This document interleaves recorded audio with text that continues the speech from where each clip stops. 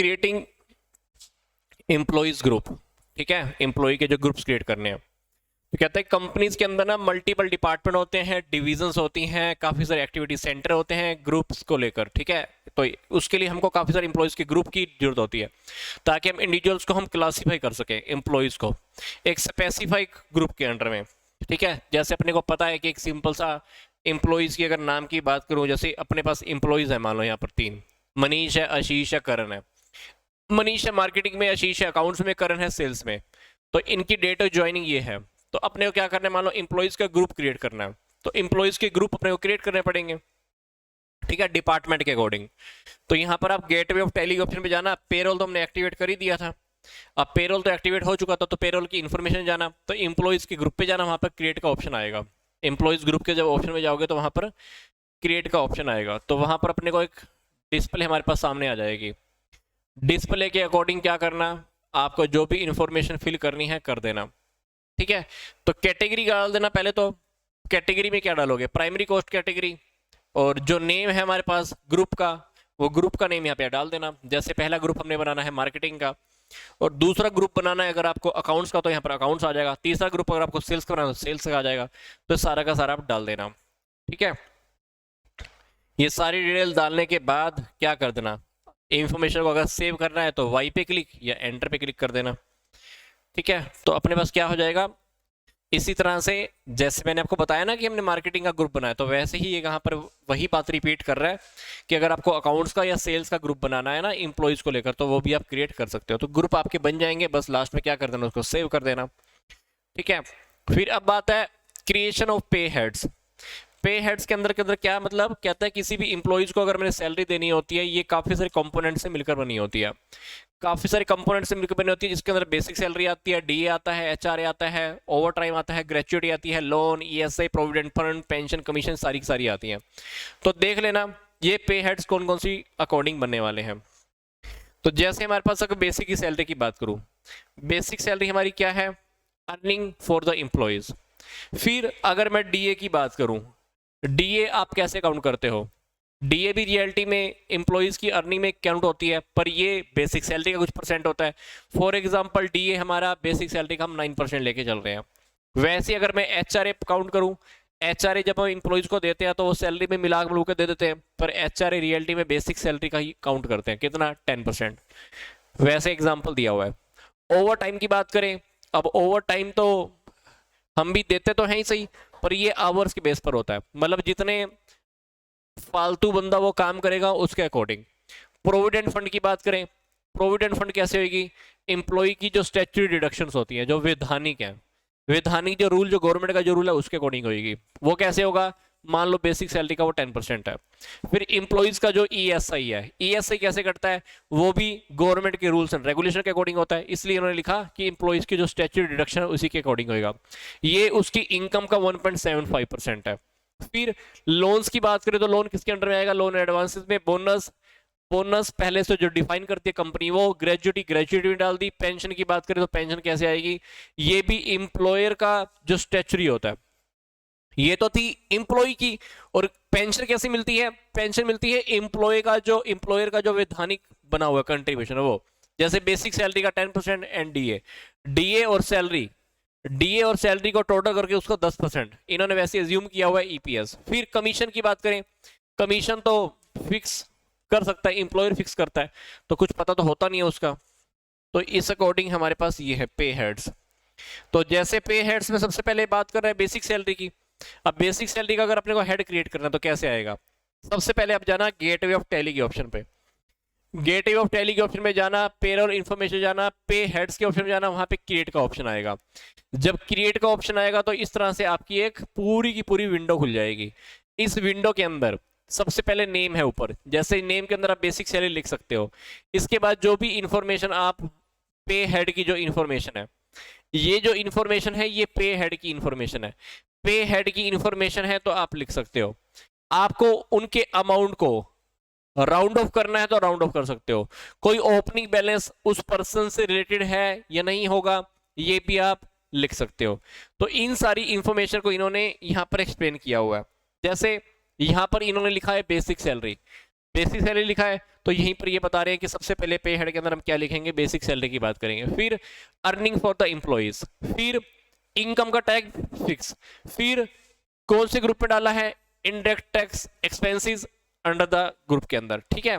फिर set yes effect net salary, क्या ये बेसिक सैलरी नेट सैलरी को इफेक्ट करेगी, व्हाटएवर जो भी है आप इन ऑप्शन को यस नो करना है तो लिख सकते हो। फिर आपको एक कैलकुलेशन कैसे करनी है अटेंडेंस के बेस पर, तो वो भी आप देख लेना।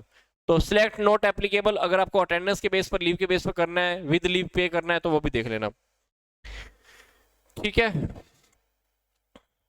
तो जो भी ऑप्शन आपने कैलकुलेशन के अंदर डालनी हो तो अपने पास ये 4-5 ऑप्शन है, 4-5 ऑप्शन के अंदर देख लेना कैसे आपको ये सिलेक्ट करना है। इसके बाद हमारे जो ऑप्शन थे उसके अंदर अनपेड लीव का था, select unpaid leave as leave without pay, leave बंदा अगर लेगा तो उसको पेमेंट करेंगे नहीं करेंगे, ये सारी बात आ रही है 9th ऑप्शन में। इसमें हम मंथ्स या हमारा कैलकुलेशन का पीरियड हो सकता है। फिर इसके अंदर आपको कैलेंडर पीरियड लेके चलना है कैलकुलेशंस के लिए, वो देख लेना। फिर नॉर्मल राउंडिंग की बात आ रही है, राउंडिंग मेथड, जैसे ऐसे क्या होता है ना, कभी कभी आंसर हमारा कुछ पॉइंट्स में आ रहा है, अपने को राउंड ऑफ आगे करना है, पीछे करना है, हायर राउंड ऑफ करना है, पीछे मतलब कम की तरफ करना है। जैसे आंसर हमारे पास आ रहा है 999, इसको राउंड ऑफ कैसे करें, 1000 तक कर दें। 999 को या तो आप 990 तक लेके जाओ, तो राउंड ऑफ आगे होना है, पीछे होना है, तो ये नॉर्मल राउंडिंग इसके अंदर ले सकते हैं, ठीक है। तो अगर राउंडिंग मेथड के अंदर देखें तो अगर आप नॉट एप्लीकेबल मेथड सेलेक्ट करते हो तो राउंड ऑफ आपका नहीं होने वाला। डाउनवर्ड राउंडिंग को चुनोगे तो हमारा लोअर वैल्यू पे आएगा, नॉर्मल के अंदर नियरेस्ट वैल्यू पे आएगा, अपवर्ड के अंदर जो अगली वाली जो हायर वैल्यू होगी उसके ऊपर चला जाएगा, ठीक है। तो यहां पर राउंड आउट भी कर सकते हो। राउंडिंग फिगर के बाद आपको वाई पे क्लिक करना है, सारा डिटेल अगर आपको सेव करना है तो। इसके बाद हमारा पास है डीए का, ये पे हेड्स के अंदर जैसे हमने बेसिक सैलरी की बात की है वैसे डियरनेस अलाउंस की बात है, डीए। तो डीए को भी अगर आपको एक्टिवेट करना है तो डीए को भी वही सेम फीचर्स में जाकर आपको एक्टिवेट करना होगा। कौन से फंक्शंस हैं, गेटवे ऑफ टैली पे गए, पेरोल इंफॉर्मेशन पे गए, आपका जो पे हेड्स का ऑप्शन है वहां पे क्रिएट का ऑप्शन है। तो पे हेड क्रिएशन की जो स्क्रीन है यहां पर आपको शो होती है, तो यहां पर आप जो भी डीए का जो भी है आप उसको सेट कर सकते हो। हालांकि यहां पर आप लिखना चाहो तो पूरा का पूरा नाम लिख सकते हो डियरनेस अलाउंस, पर अगर आपको इसका कोई शॉर्टकट नेम लिखना है कि ये डिस्प्ले में कैसे दिखे, काम करते हुए आपको जल्दी कैसे दिखे, तो आप डियरनेस अलाउंस की जगह डीए बोले तो डियरनेस अलाउंस को शॉर्टकट में डीए की फॉर्म में भी दिखा सकते हो। तो वो सारे ऑप्शन आपसे पूछ लेगा। अब इस विंडो में कौन कौन से ऑप्शन है ये आपको डिटेल में बता रहा है। तो सबसे पहले आपको डियरनेस अलाउंस लिखने के लिए कहा गया था, तो सबसे पहले आप क्या करोगे, सबसे ऊपर आप डियरनेस अलाउंस लिख दोगे। फिर इसमें क्या करोगे, select earning for employees from the list of पे हेड, क्योंकि मैंने आपको बताया था कि जब हम डियरनेस अलाउंस की बात कर रहे थे तो ये किस में आ रहा था, ये आ रहा था अर्निंग फॉर एम्प्लॉइज के ऑप्शन में। जैसे कुछ ऑप्शन आ रहे थे एम्प्लॉइज स्टैचुरी या एम्प्लॉयर स्टैचुरी, वैसे जब हम डियरनेस अलाउंस को स्टडी कर रहे थे एक ही टेबल के अंदर, उस टेबल में हमारे पास क्या ऑप्शन था, ये हमारे पास ये ऑप्शन था अर्निंग के अंडर में, तो अर्निंग फॉर एम्प्लॉइज का ऑप्शन है। फिर इनकम टैक्स कौन सी होगी, सॉरी इसकी इनकम कैसी होगी, ये फिक्स टाइप की होगी। ग्रुप कैसा है, इनडायरेक्ट एक्सपेंसेस, क्योंकि ये बात आपको पता है कि जब भी आप एम्प्लॉइज को सैलरी वगैरह पे करते हो तो वो किस में आती है, इनडायरेक्ट एक्सपेंसेस में आती है ना। तो ये सारी बातें आप लिख सकते हो। तो सैलरी में अगर आपको चेंजेस करने हैं, डीए में कुछ चेंजेस करने हैं, अगर आपको लगता है कुछ चेंजेस हो सकते हैं तो हमारे पास अल्टर इफेक्ट आएगा, set yes effect net salary. फिर ये बात भी मैंने आपको पहले बताई थी, कंप्यूटेड वैल्यू। फिर नॉर्मल राउंडिंग आपको अप्लाई करने के नहीं करना, जो भी फॉर्मूला है आपको फॉर्मूला देख लेना कंप्यूट फील्ड के अंदर। तो हमारे पास इस तरह की एक स्क्रीन दिख जाएगी, ऑन स्पेसिफाइड फॉर्मूला, फंक्शन, पे हेड, बेसिक सैलरी या एड पे हेड। तो इन द कंप्यूट स्क्रीन, ये हमारे पास ये कंप्यूट स्क्रीन है। तो अपने को क्या करना है, यहाँ पर बेसिक सैलरी को सिलेक्ट करना है। किसको सिलेक्ट करना है, बेसिक सैलरी को, एस पे एड पे हेड। तो यहाँ पे जो एड पे हेड है ना, इसकी जगह आपको किसको सिलेक्ट करना है, बेसिक सैलरी को।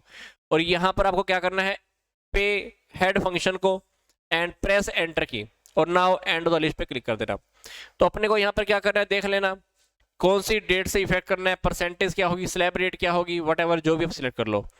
उसके बाद सिंपल सी बात है, जब आप सारा डेटा यहाँ पर आप फीड कर देते हो तो उसके बाद आप क्या करना, वाई पे क्लिक कर देना या एंटर पे क्लिक कर देना, ठीक है। तो ये डीए का हुआ। डीए के बाद अपने पास बात जो आ रही है आगे, पेरोल्स के अंदर ओवर टाइम की। ओवर टाइम, ओवर टाइम के बारे में आपको पता है, कोई भी इंप्लॉय जब भी कोई एक्स्ट्रा काम करता है अपने टाइमिंग के बाद भी, दैट इज ओवर टाइम। तो ओवर टाइम का ऑप्शन भी है अपने पास पेरोल में, अगर आप इसको एक्टिवेट करना चाहते हो तो एक्टिवेट कर सकते हो।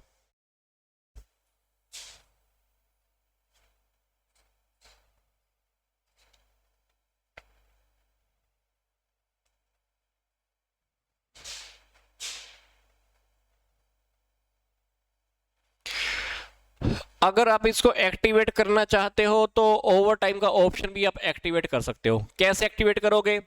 गेटवे ऑफ टैली के ऑप्शन पे जाना, ठीक है, पेरोल इंफॉर्मेशन होगा, पे हेड्स का ऑप्शन होगा, तो वहां पे क्रिएट कर देना, पे हेड्स के अंडर में क्रिएट कर देना। जब क्रिएट करोगे तो क्या ऑप्शन क्रिएट करोगे, यहाँ पर आप नेम लिख देना, जैसे हमने पहले डीए का या बेसिक सैलरी का अलाउ किया था ना, वैसे ही अभी ओवर टाइम का भी सिलेक्ट कर देना।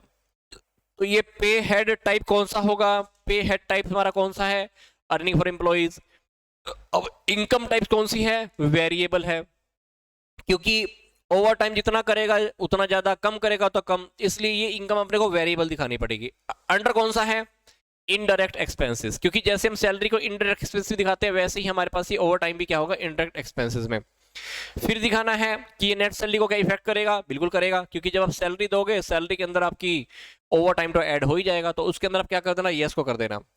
तो आपको अब ये भी पूछ रहा है कि ये ओवर टाइम का नेम आपको डिस्प्ले पे कैसे दिखाना है, तो ओवर टाइम को हो सके तो ओवर टाइम ही दिखा लेना, या शॉर्टकट के अंदर आपको ओटी दिखाना है तो ओटी दिखा लो, तो ये भी आप सिलेक्ट कर सकते हो। करेंसी कौन सी होगी, कैलकुलेशन कैसे होगी, इनकम टैक्स की डिटेल है क्या, कैलकुलेशन टाइम, प्रोडक्शन टाइम, ये सारी की सारी बातें जो भी आप डालनी है डाल दो। उसके बाद क्या कर देना, इसके ऊपर यस कर देना या एक्सेप्ट पे क्लिक कर देना। तो ये सारी की सारी बातें इन्होंने जो मैंने आपको बताई, वही सारी की सारी बातें इन्होंने बताई। फिर बात आ रही है प्रोविडेंट फंड की, ठीक है। प्रोविडेंट फंड का भी ऑप्शन अपने को वैसे ही एक्टिवेट करना है, जैसे ऑप्शन हमने अभी एक्टिवेट किए हैं डीए का, बेसिक सैलरी का, तो वैसे ही हमारे पास प्रोविडेंट फंड का ऑप्शन है।